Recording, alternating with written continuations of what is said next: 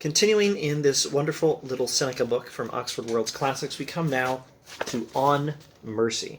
This may be the last, probably the second last video in this series. There's another text in this book on earthquakes that is actually pretty interesting, even if it does sound like it's boring geology. It's not boring geology, it's exciting philosophy that happens to talk about boring geology for exciting philosophical reasons. I'll probably want to do one video on that.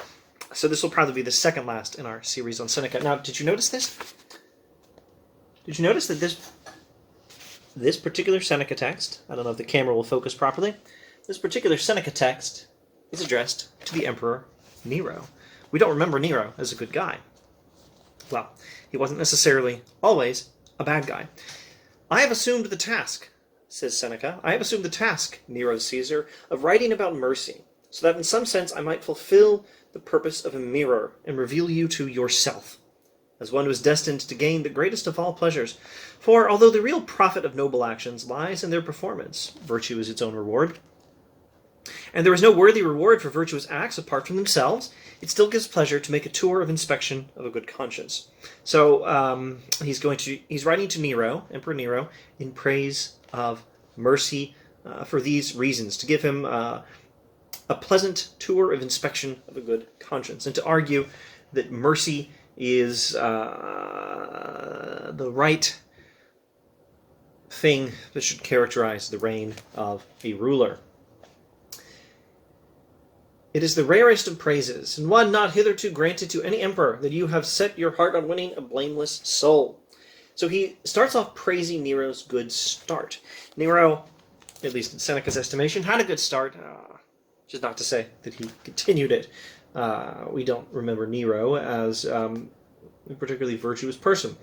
But apparently Seneca thought he'd made a pretty good start, and he was writing to encourage him to be a virtuous emperor, and specifically with an emphasis on mercy. Now, that was just 2 lines from the intro. Let's go to in this edition, page 190. The mercy we exercise ought not to be indiscriminate and for all and sundry, but it should not be withheld completely. For pardoning all involves no less cruelty than pardoning none. Not punishing any crimes is cruel in itself. To the victims of crimes, perhaps. Actually, in Stoic thinking, not punishing any crimes is cruel to the criminals, because crime is a vice. Vice is bad for the soul. Vice is its own punishment, virtue its own reward. You don't actually do any benefit to criminals to let them go unpunished. It's good for them to be punished, that they may have the vice purged from their souls, that they may be reformed, that they may discover virtue in which is true happiness. It is no kindness to a criminal to let him go unpunished. So pardoning all involves no less cruelty than pardoning none. It's cruel not to pardon anyone if you're an emperor. It's cruel to pardon everyone. Cruel to the criminals, no less than to their victims. Perhaps more than to their victims, thinking stoically. Anyway, back to the text.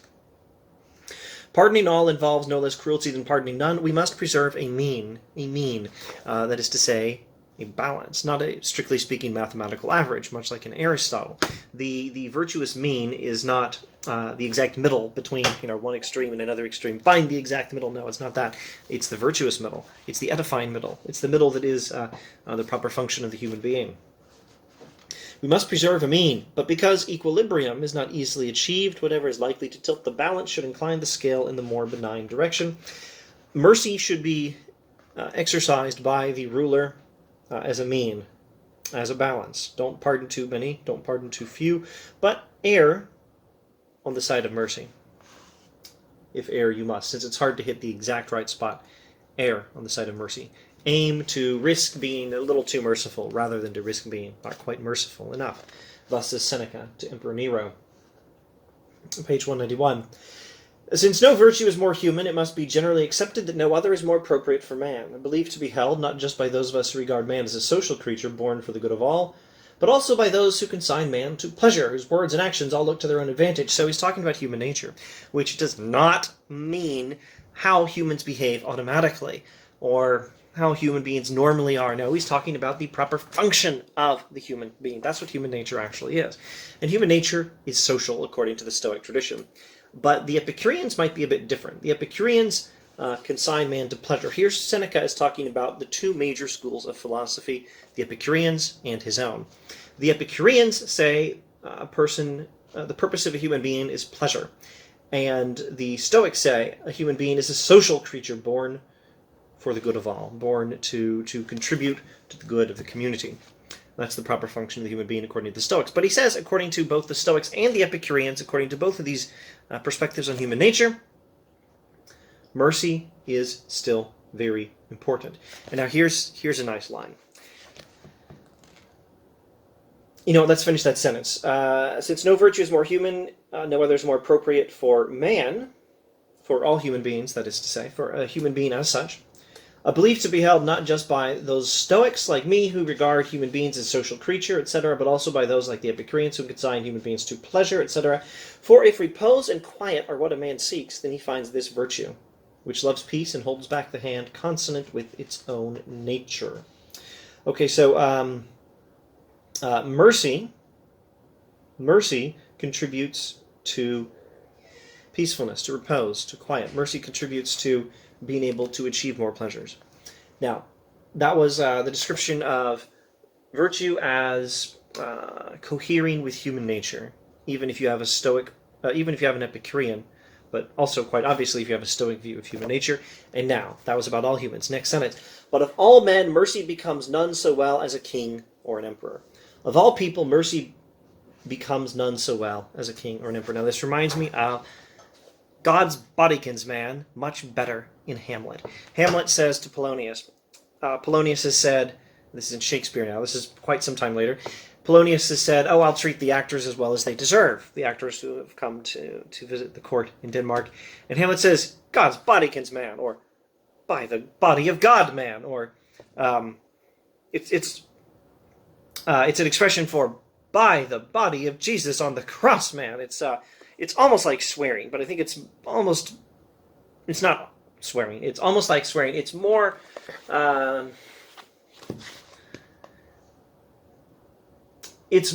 just a point of emphasis, and a very well-chosen point of emphasis. By the body of Christ on the cross, man, treat them much better, says Hamlet. Polonius says, I'll treat them as well as they deserve. Hamlet says, good heavens, man, by the body of Christ you should treat them much better than they deserve. And then Hamlet says, for if all were treated as they deserve, who should escape whipping? If all were treated as they deserve, we're all doomed. Now, this also, of course, parallels The Merchant of Venice in Shakespeare. And why am I talking about this? Because although Portia's speech in praise of mercy in The Merchant of Venice and Hamlet's God's bodykins man remark in Hamlet, although they need to be interpreted carefully according to Christian theology, which I think is far more emphatic in these texts than Stoic philosophy, there is something you'll find both in Portia's speech in praise of mercy in The Merchant of Venice and in Hamlet's God's bodykins man line in Hamlet. And that is what Seneca says. But of all men, mercy becomes none so well as a king or an emperor. It's more than just Stoicism in this Shakespeare stuff, but there is in this Shakespeare stuff this line, or the same idea as this line in Seneca. Not everything in Shakespeare is Stoic, but there's some overlap there. It's a Venn diagram, overlapping circles. And Portia in The Merchant of Venice, Hamlet in his God's bodykins man line, and Seneca here say mercy is a quality that is more appropriate the more powerful you are.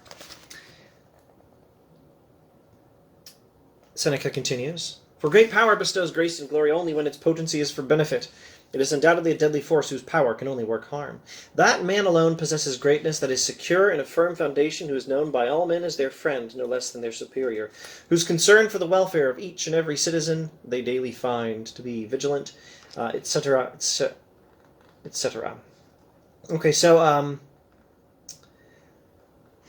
mercy is appropriate for a king or an emperor more than for anyone else, although mercy is entirely appropriate as a quality that fits human nature.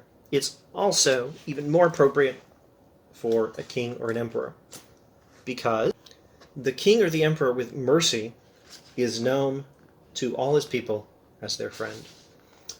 And that makes him secure in a firm foundation. My goodness. had we time, had I whirled enough in time, or reference to English poetry, had we whirled enough in time, I would not suggest that there's a whole lot of cross-referencing you can do to Chinese philosophy, to Confucianism, to specific monks of Mencius, to Mencius, in what he says to the king, actually probably more than one king, but off the top of my head, King Hui of Liang, pardon me if my pronunciation's poor. The first king Mencius talks to in the book Mencius in the Chinese Confucian tradition, you're going to find a lot of similarity to what Seneca says here, but I will just leave it at that and say there's a lot of cross-referencing that can be done. God willing, maybe I'll do some serious Mencius someday on this channel. Page 194.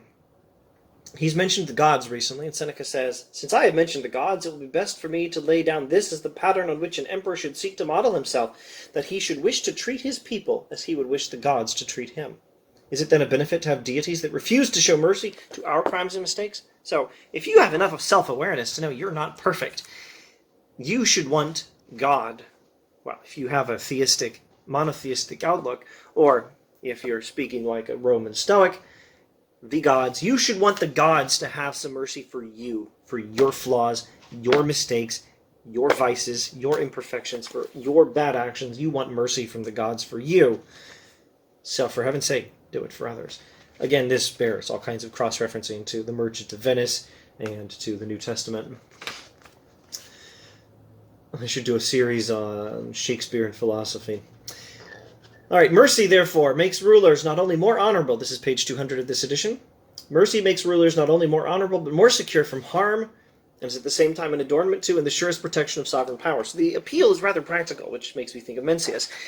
The appeal to mercy is largely because it makes you a more secure and successful ruler. Emperor Nero, be merciful, and you will be a more successful king. The people will love you, etc., etc. That's the sort of thing Mencius says. Why is it that kings have reached old age and passed on their thrones to their children and grandchildren, while the power of tyrants is accursed and short-lived? Oh, that's so much like Mencius. What difference is there between a tyrant and a king? For they are alike in the mere aspect of their fortune and freedom to act, except that tyrants vent their rage to serve their own whims, kings only for reason and out of necessity. Kings act rationally, and they act mercifully, and they do what is good for the people, whereas a tyrant does only what is good for himself. And it turns out he doesn't get it. The tyrant is acting in terms of his own interests, not in terms of reason and mercy and what's good for the people, but he doesn't get what he wants either. Virtue is its own reward, but it also tends to have the right sort of consequences. Because a petty tyrant who acts mercilessly is not someone the people love, and they don't reward him with their support. And a merciful king will reach old age and pass on his throne to his children and grandchildren. The power of tyrants is cursed and short-lived, etc., etc. Mercy is what causes the great difference between king and tyrant, though both are equally sustained by the protection of weapons. But the one uses weapons to fortify peace, the other to suppress great hatred by great fear. I could issue a challenge to whoever is the viewer of this video. If you are nerd enough, read On Mercy by Seneca, and read Mencius from the Chinese Confucian tradition, and write the paper, comparing and contrasting them. I dare say there's some articles already written on the subject. You may be able to find them on JSTOR or something. All right, I think that's all for now. Perhaps more Seneca in the near future. Thanks for watching.